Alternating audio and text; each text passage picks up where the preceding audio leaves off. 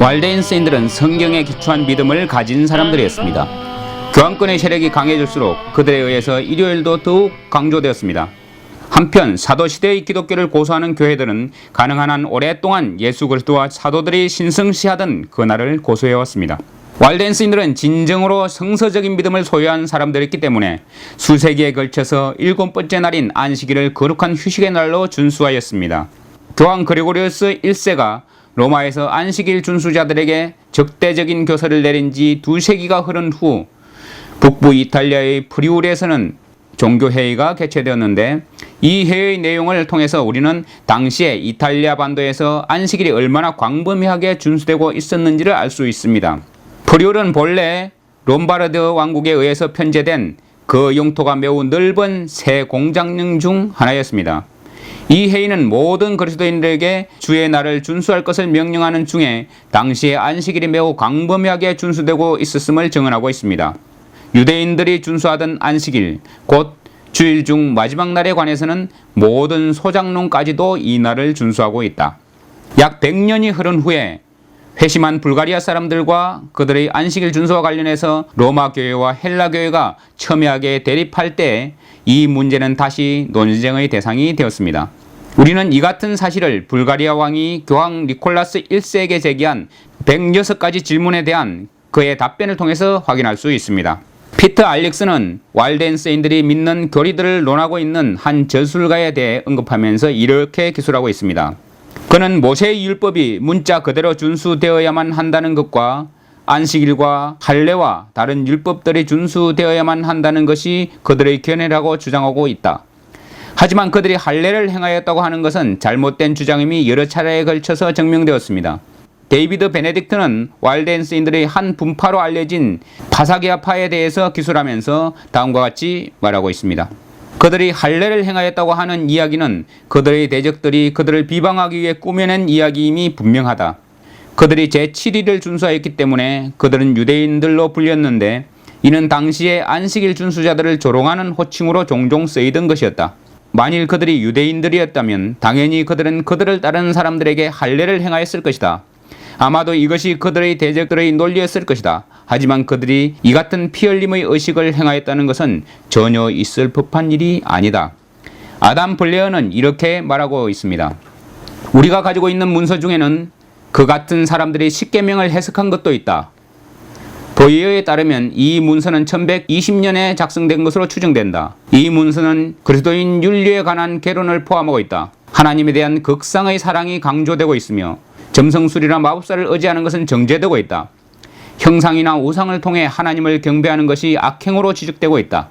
이 문서는 또한 안식일에 세상일과 범죄 행위를 멈추고 선행을 하며 기도와 말씀을 듣는 일을 통해서 영혼을 함량시키므로 그날을 잘 지킬 것을 강조하고 있다. 박해자들이 계명을 지키는 하나님의 백성을 향해 분노하였지만 주님의 보호의 손길이 그들과 함께 하셨습니다. 그들은 날로 그 수가 증가하였습니다. 하지만 로마의 주교는 12세기에 가서야 왈덴스인들의 수가 증가하는 것에 관해서 매우 놀랐습니다. 프랑스 남부에 거주하던 소위 말하는 이단자들은 사실은 왈덴스인들의 서쪽 진영으로서 일반적으로 알비젠스라 불리는 사람들이었습니다. 그들이 알비젠스라 불린 것은 그들 중 상당히 많은 수가 알비라는 큰 도시에 살고 있었기 때문이었습니다.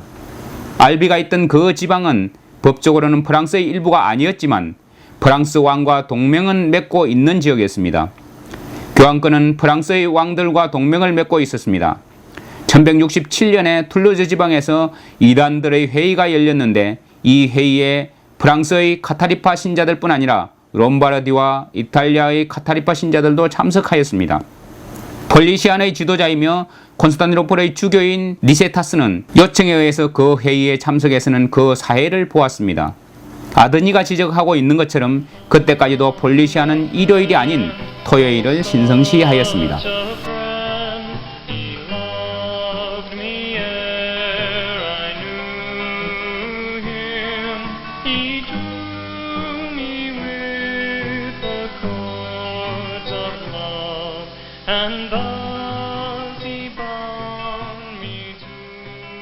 로마 교회 안에 프란시스코 종단과 도미니크 종단 등 두 종단이 설립되었습니다. 이것은 이 교회가 새로운 질서에 부합하고 이단의 위협에 대항하기 위함이었습니다. 이에 관하여 한 저술가는 다음과 같이 기술하고 있습니다. 프란시스코 종단과 도미니크 종단이 창설된 것은 와일덴스인들을 침묵시키기 위한 것임이 분명하다. 우리는 1194년경에 발표된 알폰소의 포고령에 포함된 다음의 글에서 와일덴스인들이 안식일 준수로 인해 받은 박해에 대한 정보를 얻을 수 있습니다. 알라곤의 왕 알폰소가 모든 대주교와 추교 그리고 다른 모든 사람에게 고하노라. 우리는 우리의 선조들을 모방하여 또한 교회의 계율을 순종하여 그대들에게 와일덴스, 인사바티, 자신들을 리옹의 가난한 사람들로 불리는 자 등을 포함한 모든 이단자를 하느님 앞과 모든 천주교도 앞에서 추방하고 또한 그들을 우리나라에서 쫓아낼 것을 명하노라. 이 인용문에서 스페인으로부터 추방당해야 할 대상으로 언급된 인사바타티는 중세시대에 안식일을 준수하던 스페인 사람들을 일컫는 것입니다. 인사바타티는 바오도이스인들에게 붙여진 호칭이다라고 한 버나드 귀의 언급이 이 호칭이 와일덴스인들에 대한 것임을 증명해주고 있습니다. 버나드 귀는 종교재판소의 프로그램을 고안한 유명한 인물이었습니다. 우리는 안식일을 준수하던 이 사람들이 때때로 와일덴스인들로 불리고 인사바타티로 불린 것을 보여주는 풍부한 증거들을 찾아볼 수 있습니다. 위에 언급된 알폰스 왕의 포고령에서 우리는 인사바타티라는 용어와 관련된 두 가지 흥미로운 점을 발견할 수 있습니다.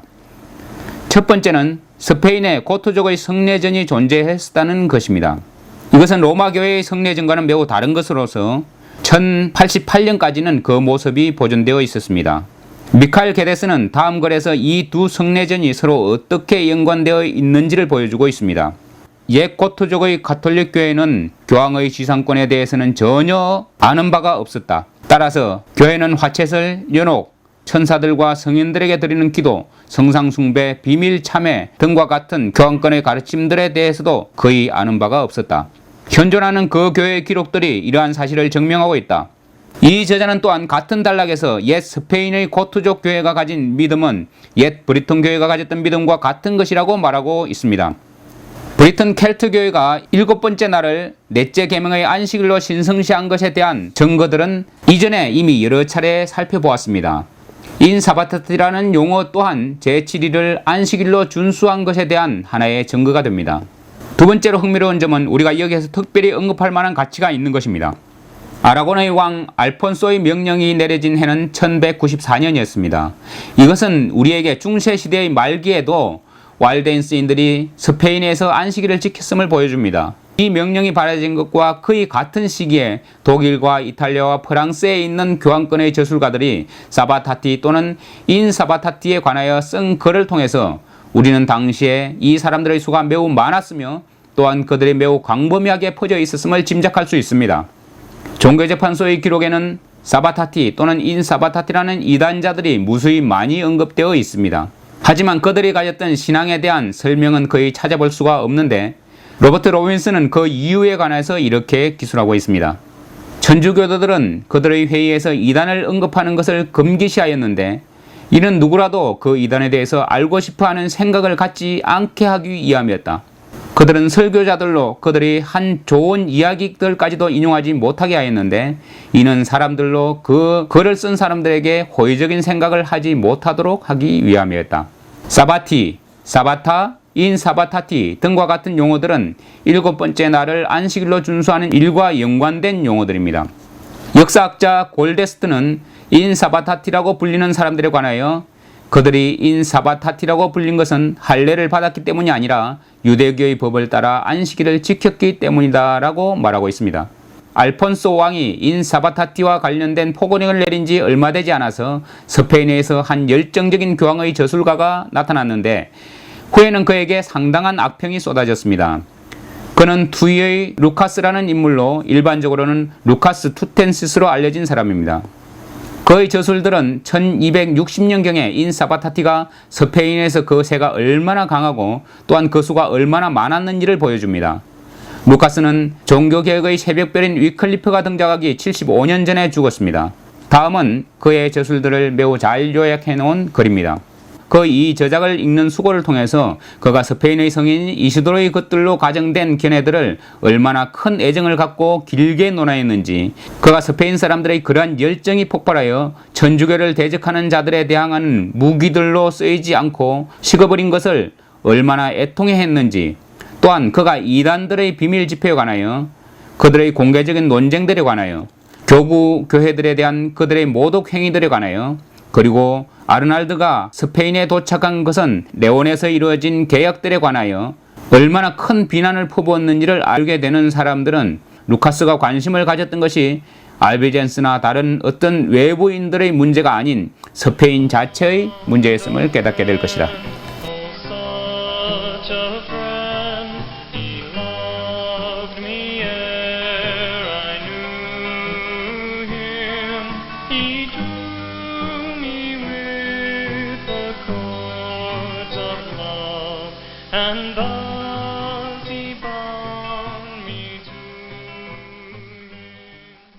다음의 안식일에 관한 간증은 한 왈데인신 제수가 독일의 프라이부르크에 있던 것으로 추정되는 종교재판소에서 말한 것입니다. 바바라 폰 티에스는 이렇게 증언하였다. 성 미카엘의 날에 사제들에 의해 진행된 고해 성사와 관련해서는 그녀는 그 어떤 일도 하지 않고 있다. 성모 마리아와 관련해서는 그녀는 그 어떤 답변도 하지 않았다. 일요일과 축일들에 관해서는 그녀가 이렇게 말하고 있다. 주 하나님께서는 우리에게 7번째 날에 쉬라고 명령하셨기에 나는 이 명령을 따르고 있습니다. 하나님의 도우심과 은혜 안에서 우리 모두는 그 신앙을 지킬 것이며 또한 그 신앙 안에서 죽을 것입니다. 이는 이것이 그리스도 안에서의 바른 신앙이며 바른 삶이기 때문입니다. 핍박받는 당신의 자녀들에게 그리스도께서는 크신 복을 내려주심으로 그들이 여러 나라로 퍼져나갈 수 있도록 하셨습니다. 모세의 힘은 루터 시대 이전에 유럽의 거의 모든 나라에, 그 중에서도 특히 보헤미아와 모라비아와 스위스와 독일의 왈덴스인들과 위클리파와 호스파의 원칙들에 자신들의 마음의 뿌리를 두고 있는 수많은 사람이 살고 있었다고 밝히고 있습니다. 이 사람들은 도덕법에 대한 순종의 일환으로 넷째 계명의 안식일을 준수하였습니다. 라미의 글에서 인용된 다음의 구절이 영주들과 공작 중 안식일을 준수하던 사람들이 얼마나 높은 표준을 가지고 생활하였는지를 보여줍니다. 페트로비츠, 야스퍼 코르니스, 크리스토퍼 파미갈, 존 제렌디 같은 법률 고문들과 재판장들이 이미 비텐베르크와 아우거스부르크와 제네바와 치리의 가르침들에 동의하였다. 이 중 존 제렌디는 일요일이 아닌 토요일을 지키는 안식일 준수자들의 우두머리였으며 그를 따르는 사람들은 그의 이름을 따라서 제놀드파라고 불렸다.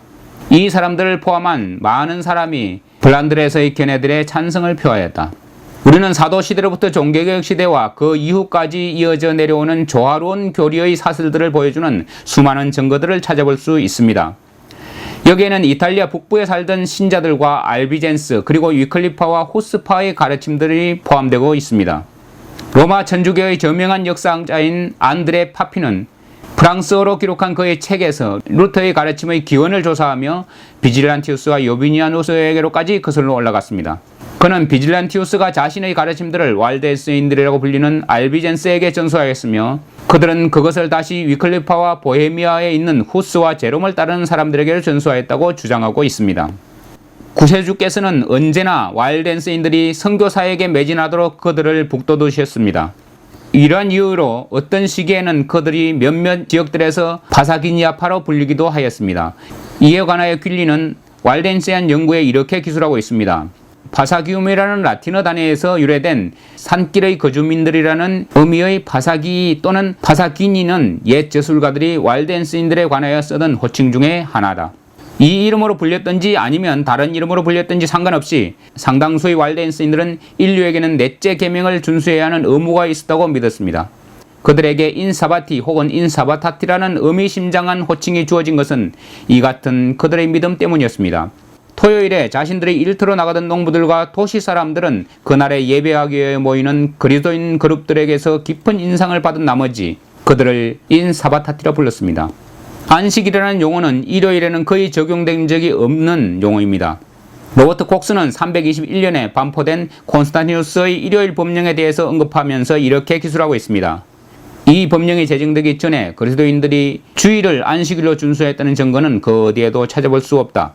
우리는 다음의 글에서 왈데인스인들이 토요일을 안식일로 지켰음을 발견할 수 있습니다. 그들은 교회의 법령들 중 그리스도의 성천 이후에 만들어진 것은 그 어떤 것도 받아들이지 않았다. 그들은 그것들 모두를 무가치한 것으로 여겼다. 그들은 축일들, 금식, 종당들, 축복기도, 교회의 의식들 등을 모두 완전히 거부하였다. 이것은 보헤미아에 살던 왈덴스인들에 관한 이야기입니다. 에라스무스는 1500년에 이르러서도 이 보헤미아 사람들이 안식일을 신실히 준수하였을 뿐 아니라 안식일 준수자로 불리기도 하였다고 증언하고 있습니다. 이처럼 우리는 여러 다른 호칭으로 불린 왈덴스인들이 안식일을 지켰음을 보여주는 의심의 여지가 없는 역사적 증거를 가지고 있습니다. 그들의 사바타티나 인사바타티 또는 이와 유사한 이름으로 불린 것 또한 역사적 증거를 통해서 입증되고 있습니다. 이 모든 증거들의 근거에서 볼 때 대다수의 왈덴스인들에게 있어서 7번째 날을 넷째 계명의 거룩한 날로 준수하는 것은 그들의 기본적인 교리들과 행습들 중 하나였음이 분명합니다.